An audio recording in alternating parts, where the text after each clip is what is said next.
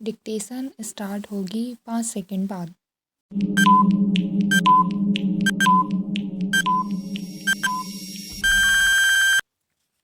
आदरणीय महानुभावों, भारत की जनता तथा भारत की सरकार की ओर से हमारे ऐतिहासिक नगर दिल्ली में आपका स्वागत करते हुए मुझे बहुत गर्व और हर्ष हो रहा है। हमें आशा है कि आपका प्रवास सुखद एवं उपयोगी होगा और विश्वास है कि अगले 2 दिनों के दौरान सार्थक चर्चा तथा विचार विमर्श के माध्यम से सार्क की मूल भावना के अनुरूप तथा अपने लोगों के सर्वोत्तम हित में क्षेत्रीय सहयोग सुदृढ़ करने की प्रक्रिया को हम सफलतापूर्वक जारी रख सकेंगे। मैं इस अवसर पर बेगम खालिदा जिया के प्रति अत्यंत आभार व्यक्त करना चाहूँगा, जिन्होंने पिछले 2 वर्षों के दौरान अपनी दूरदर्शिता तथा निष्ठा से हमारे इस संघ का नेतृत्व किया है। प्रधानमंत्री महोदय, हम सार्क के प्रति आपकी व्यक्तिगत निष्ठा का सम्मान करते हैं तथा हमारे इस क्षेत्र में सद्भाव, मैत्री तथा समझबूझ संवर्धित करने के आपके प्रयासों की सराहना करते हैं। हमें भूटान नरेश तथा मालदीव गणराज्य के राष्ट्रपति का स्वागत करते हुए विशेष प्रसन्नता हो रही है। आपने दक्षिण एशियाई क्षेत्रीय सहयोग संघ को इसके पहले 10 वर्षों में जन्म लेते और विकसित होते देखा है। आने वाले वर्षों में हमारी गतिविधियों का मार्ग निर्धारित करने में आप दोनों की सलाह और अनुभव हमारे लिए अमूल्य होंगे।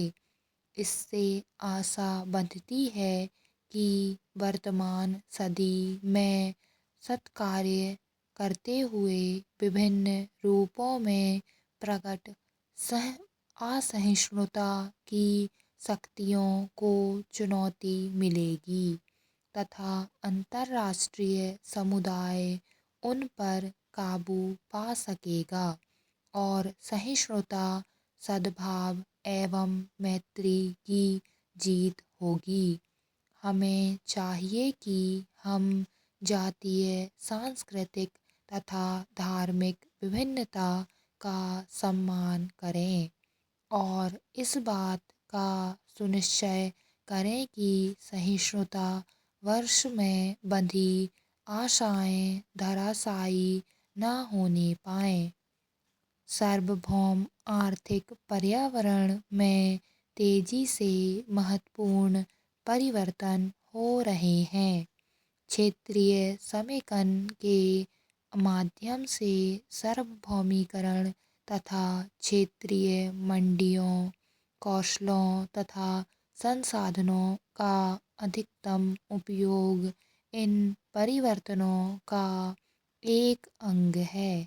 इससे सभी सदस्य राज्यों की आवाज़ शक्तिशाली होती है।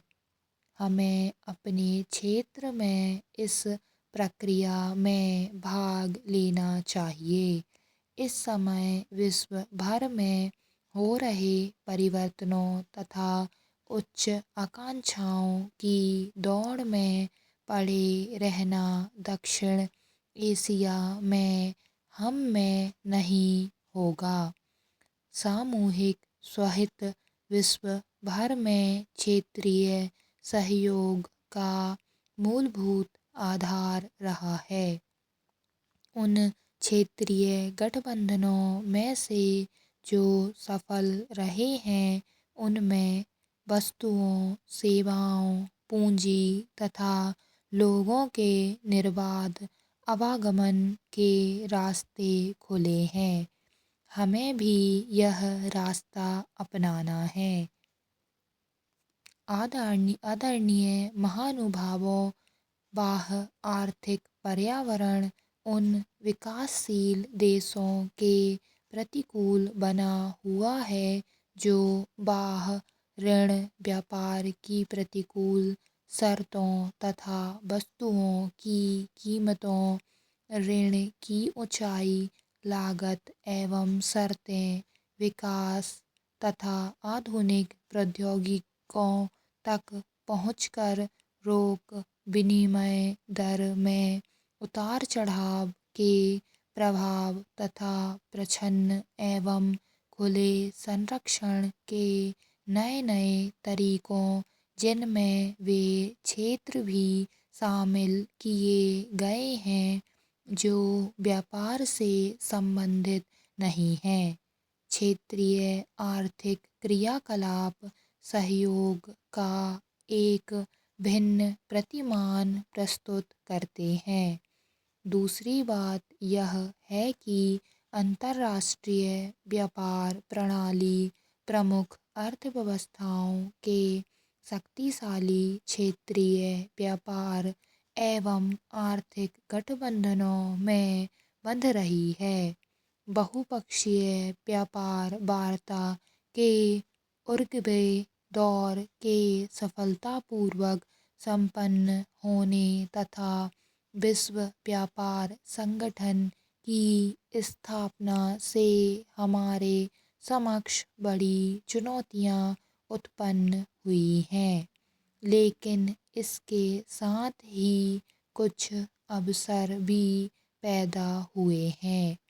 हम इन सार्वभौम घटकों का क्षेत्रीय रूप से प्रभावकारी ढंग से समाधान कर सकते हैं अगर हम आपस में एक दूसरे को वरीयता देने की व्यापार व्यवस्था करें और अंतर्राष्ट्रीय रूप से अपनी सामूहिक शक्ति बढ़ाएं। इस भविष्य की तलाश के अपने प्रयासों से हम इस बात से प्रोत्साहन प्राप्त कर सकते हैं कि हम एक ऐसे ऐतिहासिक परिवर्तन की ओर अग्रसर हैं जिसे एशियाई शताब्दी के रूप में देखा जा रहा है।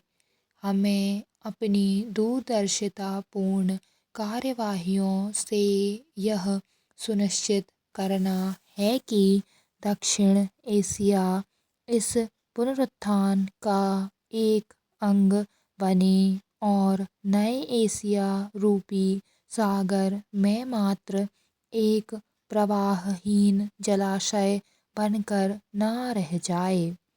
अपनी संख्या, प्रतिभा तथा योग्यता के बल पर हमें एशिया के पुनरुत्थान में अग्रणी रहना होगा।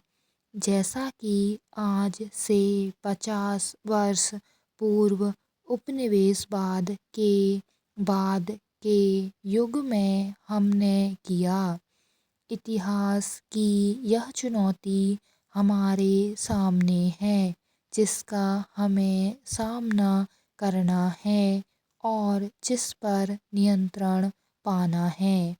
सार्वभौम स्तर पर हो रहे अभूतपूर्व परिवर्तनों को देखते हुए ढाका में हुए पिछले शिखर सम्मेलन में दक्षिण एशियाई अभिमानी व्यापार व्यवस्था पर हस्ताक्षर करके हमने इस दिशा में पहला कदम उठा लिया है। अंतर सरकारी दलों की बैठकें हो चुकी हैं जिनमें व्यापार संबंधी रियायतें देने के लिए बातचीत आगे बढ़ाई गई है। स्टॉप।